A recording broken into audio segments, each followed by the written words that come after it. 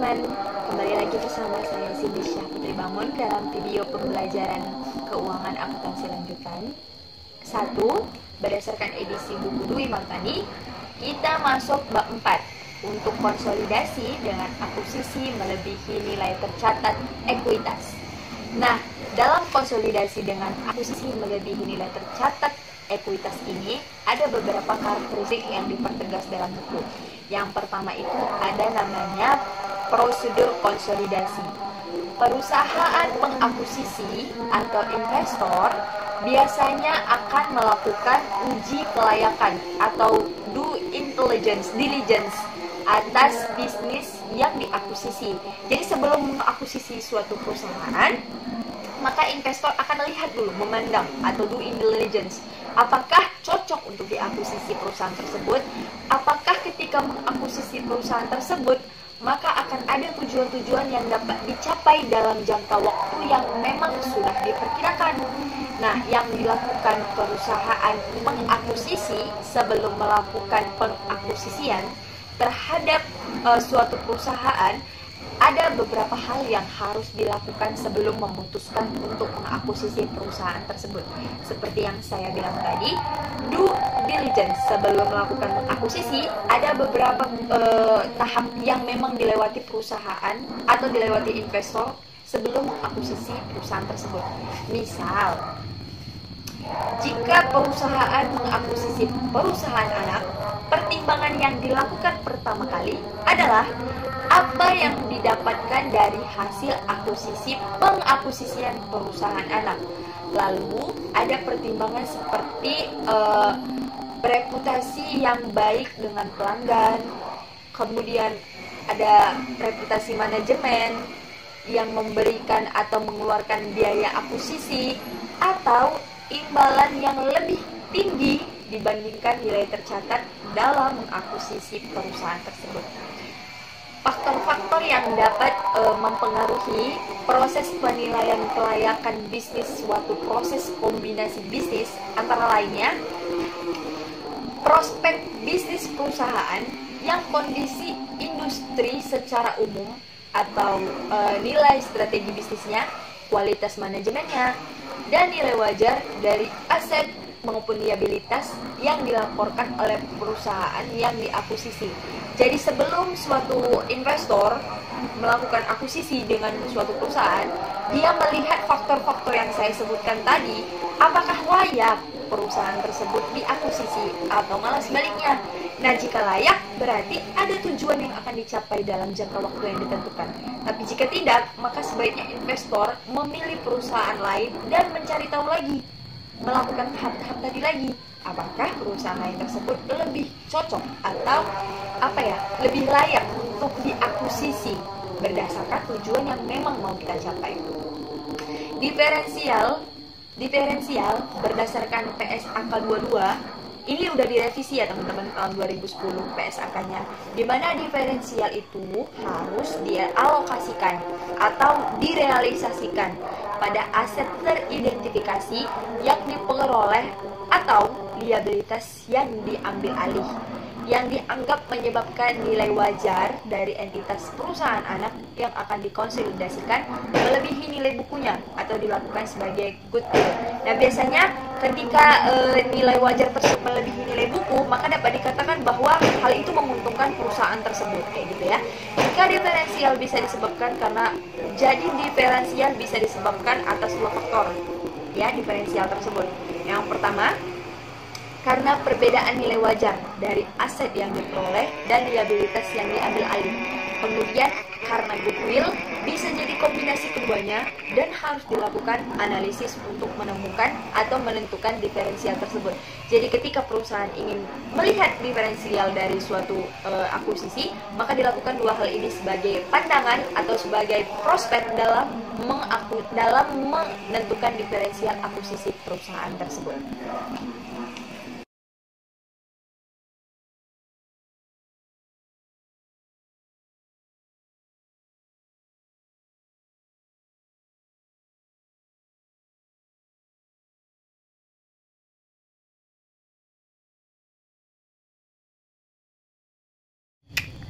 Diferensial bersifat sementara atau temporer yang akan muncul ketika dibuat jurnal eliminasi.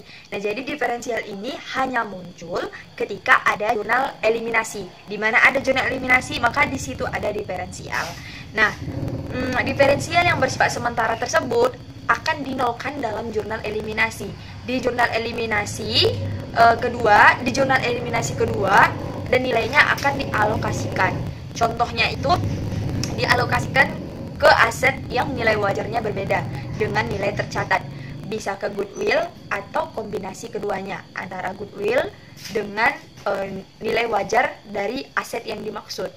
Berdasarkan PSAK 22 yang direvisi tahun 2010, aset teridentifikasi yang diperoleh dan liabilitas yang diambil alih harus memenuhi definisi aset dan liabilitas menurut kerangka dasar penyusunan penyajian laporan keuangan pada tanggal akuisisi serta merupakan bagian yang dipertukarkan dalam proses akuisisi. Jadi berdasarkan PSAK 22 ini diaturlah pencatatan aset dan liabilitas sebagaimana seharusnya disajikan dalam laporan keuangan perusahaan yang mengakuisisi. Maksudnya yang melakukan akuisisi. Contohnya itu aset tak berwujud berupa paten, hak paten. Ada kemungkinan saat mengakuisisi perolehan aset berupa paten, tetapi paten ini dihasilkan perusahaan anak melalui proses secara internal. Jadi maksudnya itu aset yang tak berwujud berupa hak paten tadi bisa jadi dihasilkan oleh perusahaan anak, kemudian diklaim oleh perusahaan induk dari anak tersebut. Paham ya teman-teman? Kemudian itu secara standar suatu aset tak berwujud yang tercipta melalui proses internal tidak boleh diakui. Saya ulangi, secara standar suatu aset yang tak berwujud tadi tidak boleh diakui ketika terciptanya proses internal. Kemudian itu paten itu boleh diakui jika paten tersebut, hak paten tersebut dapat diperoleh secara dibeli, meskipun hal itu sebenarnya bernilai. Nah, ini tuh berlaku untuk bentuk-bentuk dari aset tak berwujud lainnya. Kemudian, berdasarkan PSAK 22 tahun 2010 tadi, dinyatakan juga bahwa dimungkinkan untuk memunculkan suatu aset atau liabilitas sebelumnya yang tidak diakui oleh pihak yang diakuisisi atau perusahaan anak. Nah, perusahaan anak tersebut tidak dapat mengakui sebab aset tak berwujud berupa paten itu dihasilkan melalui proses secara internal. Paham ya teman-teman? Jadi hak paten tersebut tidak boleh sembarangan diklaim. Ketika hak paten tersebut muncul akibat adanya transaksi internal dalam suatu perusahaan yang terkait atau terlibat dalam akuisisi, maka tidak boleh asal klaim baik perusahaan anak maupun perusahaan induk. Kemudian ada namanya goodwill. Nah, goodwill ini juga merupakan aset tak berwujud lainnya di mana tidak dimortisasi, tetapi akan dilakukan pengujian penurunan nilai jika terdapat indikasi bahwa telah terjadi penurunan nilai aset. Saya ulangi, goodwill ini yang merupakan bentuk lain dari aset tidak berwujud itu tidak boleh dan tidak dapat diamortisasi, tetapi akan dilakukan pengujian penurunan nilai jika terdapat indikasi bahwa telah terjadi penurunan dari nilai aset tersebut, dari nilai goodwill tersebut.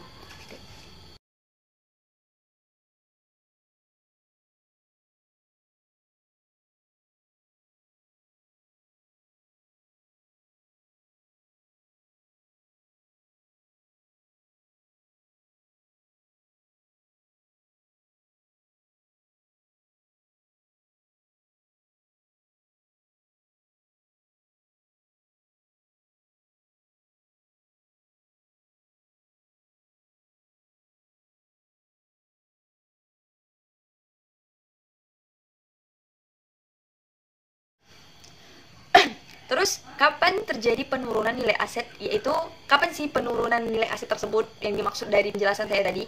Yaitu ketika nilai tercatat dari aset tersebut lebih tinggi dibandingkan nilai terpulihkannya atau nilai yang diperoleh kembali ditentukan berdasarkan nilai mana sih yang lebih tinggi antara nilai wajar, kemudian dikurangi biaya penjualan, dibandingkan nilai pakai atau hasil nilai pakai atau hasil dari investasi di mana dilakukan di proses mendatang.